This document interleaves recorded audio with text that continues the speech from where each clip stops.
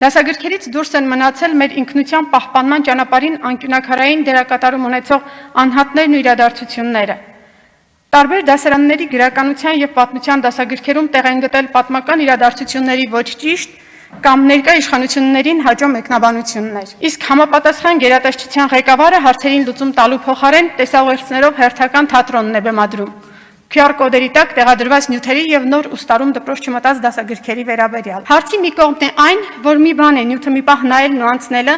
այլ բան է, երբ Մաշտոցի որպես կրթական համակարգի հիմնադրի եւ ինքնության պահպանման ջատագովի կերպարը պարբերաբար գտնվում է սովորողի ուշադրության կենտրոնում,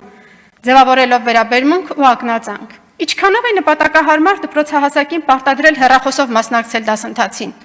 Եվ արդյոք բոլոր դպրոցահասակների ծնողները, հատկապես մարզային հեռավոր շրջաններում, ունեն երեխային սմարթ հեռախոսներով եւ ինտերնետ կապով ապահովելու հնարավորություն։